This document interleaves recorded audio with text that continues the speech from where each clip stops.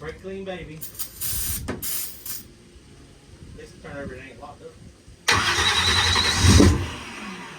Might turn over it.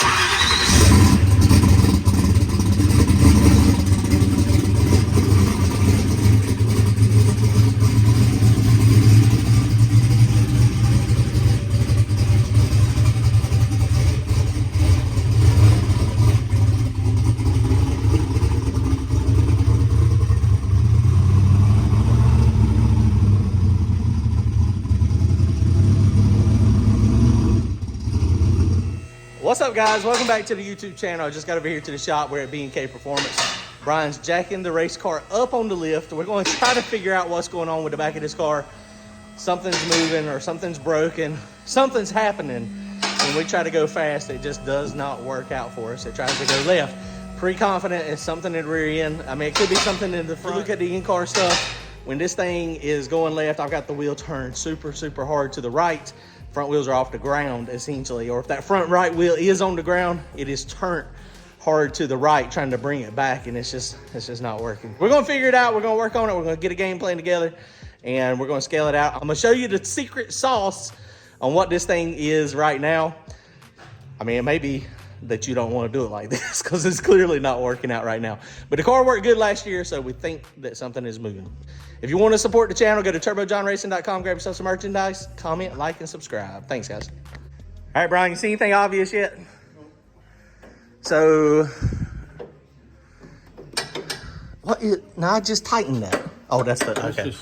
Oh, it's just the slack on the bars.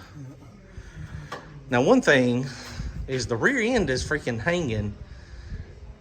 Look at the rear end is hanging to the left. So that's on the shock, fully extended. So it is, looking at it right there, it's dangling to the left a little bit.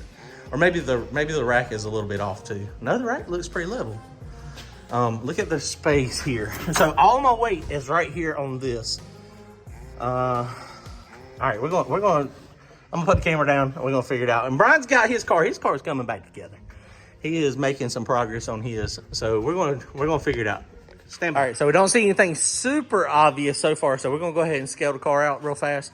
Brian's got his, he uses this stool setup. It works fantastic because it lets you slide up under the car on a roll stool and still see everything when it's actually loaded. So he's hooking that up now. We're gonna scale it out. I'll show you what it scales right now minus the door. All right, guys, here is the weight dry. That is not with me in it. 2804, we got almost all the weight in it. There's not, well, there's 240 pounds not in it. So here we go, let me go hop in. And this is what it shows with John in the car. All right, guys, so we got a couple things here. So the anti-roll bar, the bushing that this rides in,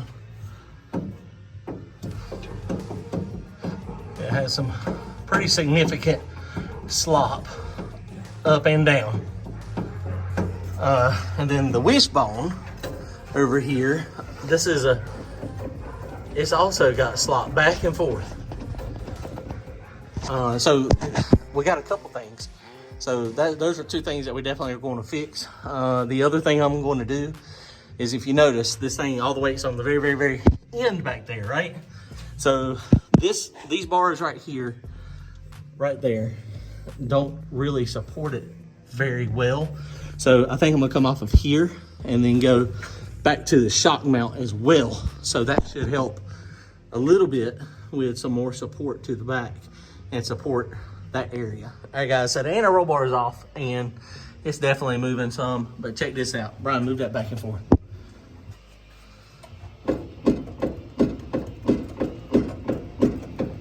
Man, the camera really doesn't pick it up much, but you can hear it. The bushing, this is a hammered design, and it's got bushings on the inside, and they're like a carbon fiber, and this is an aluminum shaft, but that thing is moving probably at least a 1/4 inch on the tire. Move it back and forth, Brian.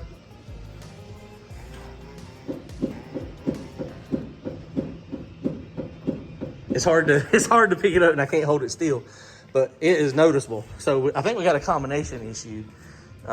This anti-roll bar is not rebuildable. And it is, I mean, you can see the slack in that. You can hear the slack in it. And it moves up and down. Probably on a low horsepower car, it's not a big deal, but okay, so yeah. So we gotta figure out if we can get bushings for this thing, and maybe a new shaft. I'm gonna get up with 10 soldiers and see if they can send me some. I remember they were easy to put in and take out, but I think that's the problem, guys. I really do. Happy's got a, let me show you what Happy. So Happy has a Tim McAmis wishbone, and this one has got bushings in it as well, but it's got a metal shaft. But there is zero movement here. I mean, none. It is rock solid tight. So, I mean, I guess I could put a diagonal bar on it, but I'm gonna see if I can get some bushings real fast. Let me look those up. We just talked to Jason over at 10 Soldiers Race Cars. He is a good dude. They've got Charlie Brown. Go check out their YouTube channel as well.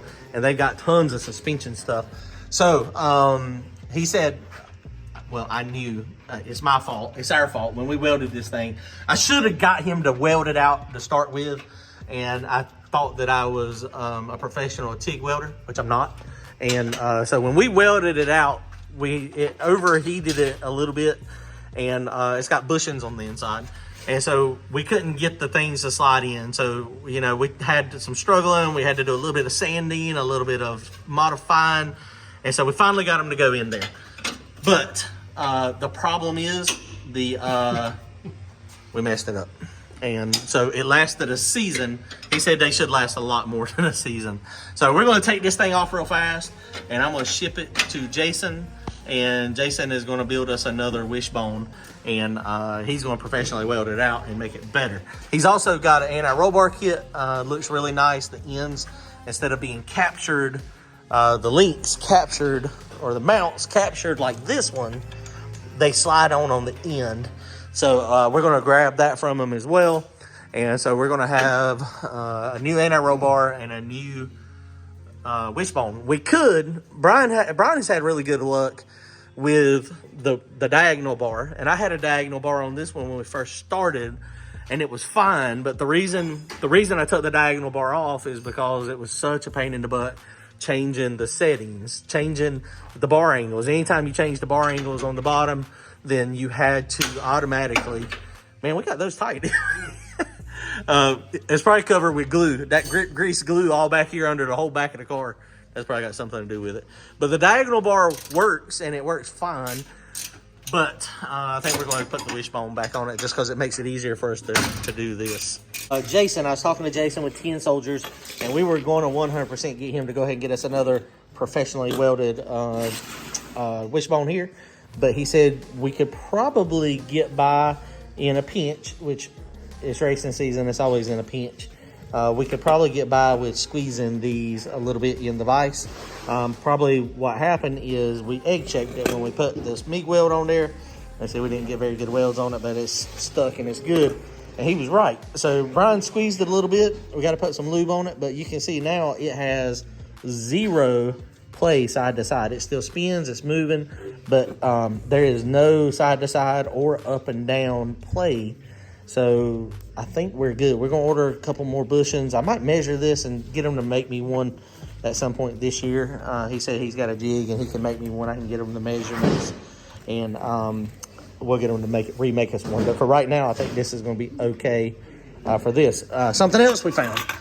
So Bryan, we took the wheels off of it, of course. We can feel a little bit of play.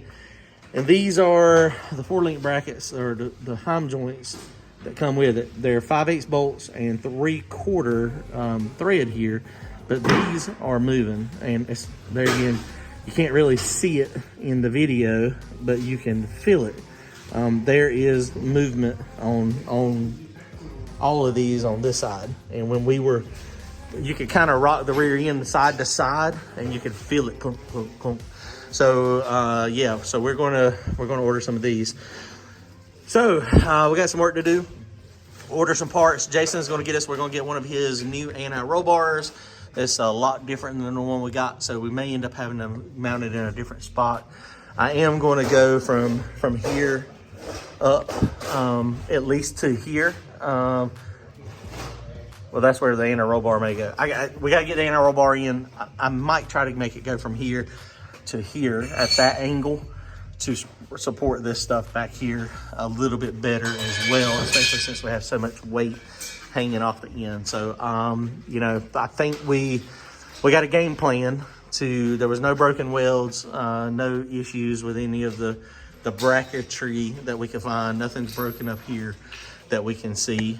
So hopefully, you know, we're going to be good to go. All right, Brian, I appreciate the help today. Yep. We got this thing coming. He's going to have his back together, hopefully, in a very short period of time. He's putting together now. He just painted that, what is it for, the Shriners?